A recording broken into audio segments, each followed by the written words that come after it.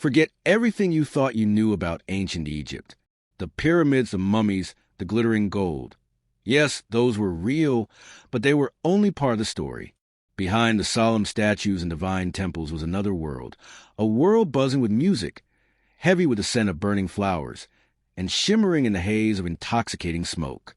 Here priests, pharaohs, nobles, and even the laborers who hauled massive stones lived in a society where getting high wasn't scandal. It was a way of life. This was a civilization where pleasure and spirituality walked hand in hand, where the line between medicine, magic, and mind-altering indulgence was as blurred as the horizon over the Nile at sunset. The ancient Egyptians were masters of turning the ordinary into the divine, and nowhere was that more evident than in the substances they consumed. Cannabis, imported through trade routes, was valued not only for rope-making, but also for its effects on the mind and body. When mixed into incense or infused into oils, it could ease pain, relax muscles, and send the mind drifting into a dreamlike trance. Blue lotus flowers, delicate and intoxicating, floated on the waters of the Nile, their petals hiding powerful psychoactive properties. At banquets, guests sipped wine steeped with these blossoms, their conversations growing looser, their laughter flowing easier as music filled the air. For the devout, these substances were more than recreation. In the dimly lit chambers of temples, priests performed rituals meant to bridge the gap between the mortal and divine. They burned incense laced with herbs like myrrh, frankincense, and possibly opium, filling the air with thick, sweet clouds. Participants swayed to the rhythm of chants and drums, eyes half closed, lost in visions they believed were sent by the gods themselves. These altered states of mind were not shameful. They were celebrated as gateways to higher truths, sacred insights, and healing powers. To the Egyptians, the body was a vessel, and the mind to be tuned like a harp. Sometimes it just needed a little help from nature's hidden gifts. Even the workers who built the great monuments of Egypt weren't strangers to the pleasures of intoxication. Beer, thick and nourishing, was part of their daily rations, not only providing calories and hydration, but a gentle buzz that softened the weight of backbreaking labor under the relentless sun. This wasn't the frothy drink we know today, but a hearty, bread-like brew that filled the stomach and warmed the spirit. In a land where life was hard and the gods demanded much, such comforts were essential. And while some of these practices were rooted in practicality, others were steeped in pure indulgence, the kind that made feasts legendary and celebrations last for days. The love of intoxication was woven into mythology itself.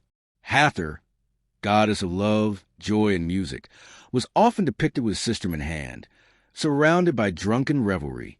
One famous myth tells of her consuming beer dyed red to resemble blood, a drink so potent it transformed her wrath into laughter and dancing. In the stories the Egyptians told themselves, intoxication was not sin. It was salvation, a divine gift meant to lift the spirit above the burdens of life.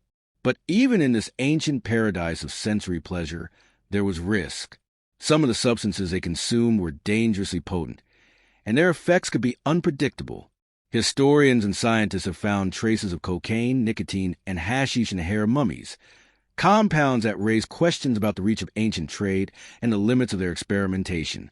Were these rare imports reserved for the elite, or did they flow more freely through society than we imagine? Whatever the answer, it's clear that the Egyptians embraced a spectrum of experiences, from the soothing to the staggering, in their quest for both joy and meaning. Centuries would pass before the torch of cultural obsession with beauty, pleasure, and indulgence would pass to another era, but when it did, it blazed just as brightly. The Renaissance, a time of rebirth in art, science, and society, was also an age of breathtaking beauty and devastating vanity. From the sun-baked stone of Egypt, we moved to the candlelit courts of Europe, where silks rustled, perfumes mingled with the scent of beeswax, and faces shone not with the glow of health, but with the deadly gleam of powdered lead. In the Renaissance, beauty was not simply admired, it was currency. Pale, porcelain skin was the most coveted trait of all, a signal that you were rich enough to never labor in the sun. Women and men alike slathered their faces with a mixture of white lead and vinegar, a concoction that gave an ethereal glow while slowly poisoning the skin beneath. The ideal woman had a high, smooth forehead, and to achieve it, she would pluck or even shave away her hairline. Eyebrows were thinned or removed entirely, leaving the face a blank canvas for the painter's brush of cosmetics. Perfume was an art form, distilled from flowers, herbs, and exotic spices brought by merchants from far-off lands. Scented gloves and handkerchiefs were essential accessories, their fragrance masking the odors of crowded streets and unwashed bodies. Corsets cinched waists into impossibly narrow shapes, creating a silhouette that was equal parts elegant and torturous. Layers of silk, velvet, and brocade draped over body, turning every movement into a performance. Fashion was as much a display of power as it was of taste. In Italy, France, and England, the wealthy flaunted their status through fabrics that the poor were forbidden by law to wear. Rich blues and deep purples, dyed with pigments worth more than gold, were reserved for nobility. Men strutted in doublets with padded shoulders and hose that left little to the imagination, while women wore gowns with sleeves so long they trailed on the floor and headdresses so tall they needed wire frames to hold them up. Shoes with elongated points, called polanes, became so extreme that some had to be tied to the leg with chains to keep them from tripping the wearer. But beauty came at a cost. The same lead-based makeup that created a flawless complexion could eat away at the skin, leaving sores that required even more makeup to conceal. Mercury, used in some cosmetics, caused tremors and madness. Sugar, newly popular among the wealthy, rotted teeth so thoroughly that blackened smiles became common. Ironically, some began to see such decay as a mark of luxury, proof you could afford the sweet poison. Beauty, like the intoxicants of ancient Egypt, was both pleasure and peril, a seductive mask that could not be worn forever. The Renaissance was an age intoxicated with the idea of perfection, whether in art, architecture, or the human form. It was a time when appearance could open doors or close them forever, and when the pursuit of allure could be as dangerous as any battlefield. And just as in Egypt, where the high priests and partygoers embraced the mind's journey beyond the ordinary, the people of the Renaissance sought to transcend reality, reshaping themselves into living works of art, whatever the cost. From the haze of temple smoke to the shimmer of powdered faces, the human desire for transformation, whether through altered states or altered appearances, remained unbroken, passing like a secret torch through the centuries. And while Europe's beauty rituals were deadly in their own right, another corner of the world was perfecting a different form of body art, one that would mark its wearers for life. In the narrow, lantern-lit streets of Edo period Japan, beauty wasn't always worn on the face or in the folds of a silk kimono. For some, beauty was carved into skin itself, hidden beneath layers of clothing, a private masterpiece that only a chosen few would ever see. Tattooing here was no casual decoration. It was an act of commitment, of courage, of identity. Known as Irezumi, it was an art form rooted in centuries of tradition and layered with meaning, each stroke of ink a story etched into flesh. In a society that valued harmony and conformity, wearing such art on your skin could be an act of rebellion, a declaration that you belonged to no one's rules but your own. The origins of Irezumi can be traced to an unexpected source, the vivid world of woodblock prints. Master artisans created breathtaking images of warriors, dragons, koi fish, and flowering cherry trees, all rich in symbolism. These prints inspired a new form of wearable art, one that demanded as much pain as it did patience. Firemen in Edo, heroes who risked their lives in a city where fire could sweep away entire districts, were among the first to embrace full-body tattoos. For them, the designs were talismans believed to offer spiritual protection against flames and death. The most popular imagery came from the Chinese novel Suikoden, a tale of outlaw heroes whose courage and defiance were as legendary as their ink-covered bodies. The process of getting tattooed was not for the faint of heart. Tebri, the traditional hand-poking method, used rows of fine needles fixed to a wooden handle, dipped in ink, and pushed into the skin with rhythmic precision. The pain was sharp, constant, and prolonged, often endured for hours at a time over weeks or even months until the body became a living canvas. Those who bore these designs didn't see the pain as a burden. It was proof of endurance, a badge of honor that made the finished piece even more valuable. The symbolism was deep and personal. A koi fish swimming upstream represented perseverance and the will to overcome adversity. A coiled dragon symbolized strength and wisdom.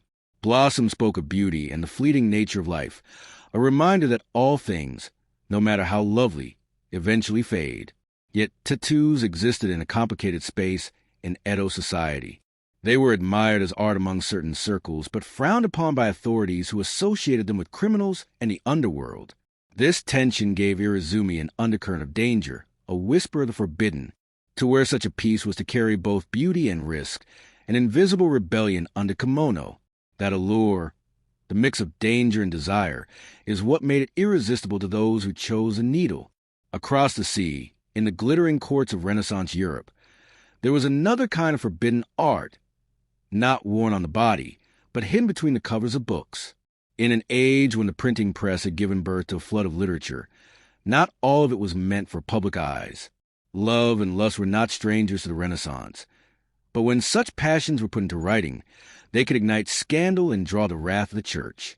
Still, desire is a difficult thing to silence, and forbidden books found their way into the hands of those willing to take the risk. Courtly love was the ideal of the time, elegant, poetic, and hopelessly romantic. Lovers exchanged verses and tokens in a dance of subtle glances and carefully chosen words. But beneath this polished surface, there pulsed a hunger for something wilder. Erotic poetry and novels, often inspired by the rediscovery of classical texts from Greece and Rome, circulated in secret. Some works were luxuriously illustrated with scenes that would never be hung openly in a noble's hall, yet in private chambers. They were pored over with fascination.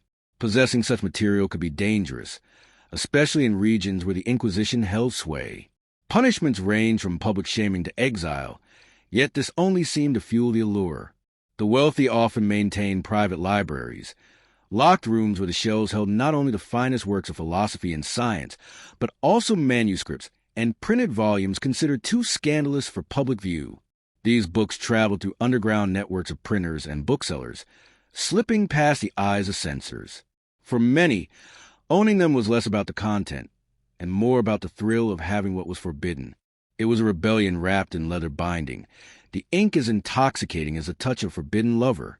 Love itself was often tangled in politics, particularly among royalty and the nobility.